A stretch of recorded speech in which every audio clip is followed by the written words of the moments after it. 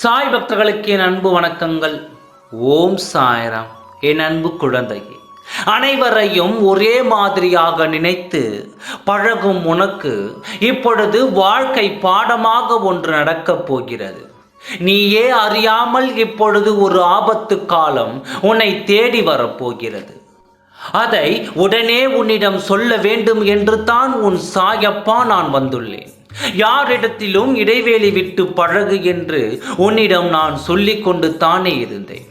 அனைவரையும் ஒரே மாதிரியாக நினைத்து பழகாதே. நல்லவரையும் கெட்டவரையும் புரிந்து அதன்படி நடந்து கொள் என்று அனுதினமும் என் வார்த்தையால் நான் உன்னை எச்சரித்து கொண்டு தான் இருந்தேன்.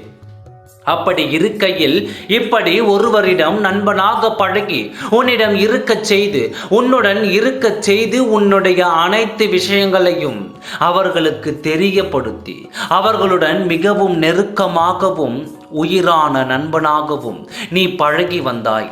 ஆனால் நல்லவனாகவே இருந்தாலும் உன் நேரம் சரியில்லை என்றால் அவர்களின் புத்திகள் மாறி உனக்கு தீயதை நினைக்கத்தான் தோன்றும். யாரும் இந்த உலகத்தில் உண்மையாக இருப்பதில்லை. உள் ஒன்று வைத்து கொண்டு வெளியில் ஒன்று பேசும் மனிதர்கள் தான் இங்கு அதிகமாக இருக்கிறார்கள். அப்படி இருக்கும் பொழுது உனக்கு நல்லதை நினைப்பவர்கள் யார், தீயதை நினைப்பவர்கள் யார் என்று தெரிந்து நீதான் உன் வாழ்க்கையை கவனமாக வாழ வேண்டும். இல்லை என்றால் இந்த உலகத்தில் புதைக்குழியில் தள்ளிவிடுக வேடிக்கை பார்ப்பார்கள். அந்த மனிதர்கள் தான் அதிகப்படியாக இருக்கிறார்கள். இதை அறியாமல் அனைவரையும் ஒரே மாதிரியாக நினைத்து கொண்டு சிறு பிள்ளை போல் விளையாடி உன் வாழ்க்கையை கெடுக்க நினைக்கிறாயே. உன் வாழ்க்கை உனக்கு அவசியம் தானே. உன் வாழ்க்கை நீ மகிழ்ச்சியாக வாழ வேண்டும் தானே. அப்படி இருக்கும் பொழுது மற்றவர்களிடத்தில் நீ பார்த்து பழகுவதும் அவசியம்தானே. ஏன் அதில் மட்டும் நீ அலட்சியம் காட்டுகிறாய்? உன் வாழ்க்கைக்கு தகுந்த நண்பர்களை மட்டுமே நீ தேர்வு செய்ய வேண்டும். உன்னுடன் யார் இருக்கிறார்கள், நீ பேசுவதை எந்த கோணத்தில் அவர்கள் கேட்கிறார்கள் என்பதை நீ புரிந்து கொள்ள வேண்டாமா?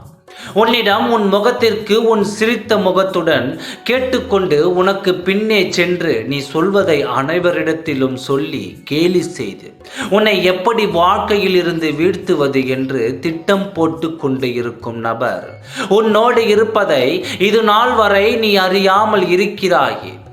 இந்த வாழ்க்கை உனக்கு மிகவும் முக்கியமானது. சிலரது பேச்சால் நீ இழந்து விடாதே.